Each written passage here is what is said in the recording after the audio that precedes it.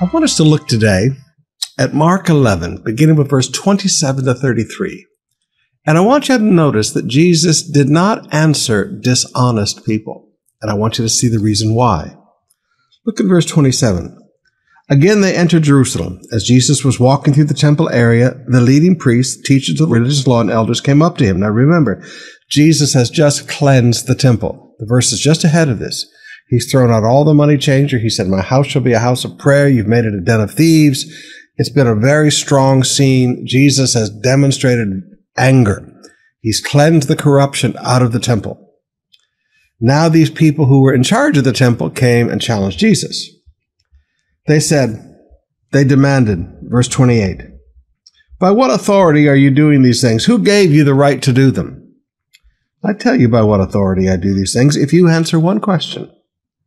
Jesus replied, did John's authority to baptize come from heaven, or was it merely human? Answer me. They talked about it among themselves. they each should have an answer, but they had to discuss this. They had to have a committee meeting. Let's get our story straight. Let's all have the same story here. If we say it was from heaven, he will ask, then why didn't we believe John? But if we dare say it was merely human, they were afraid the people would do, because the people believed that John was a prophet. So they finally replied, we don't know. They're liars. They will not answer an honest question. So Jesus responded, then I won't tell you by what authority I do these things. Now I want you to notice what Jesus did here.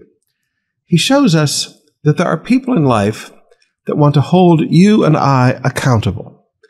And he says, before you hold me accountable, I want to ask you a question to see how honest you are.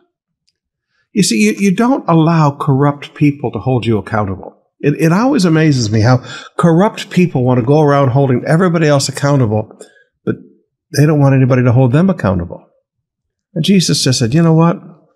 You put all this corruption in the temple. You stole all of this from the people. You made the offerings for the people difficult.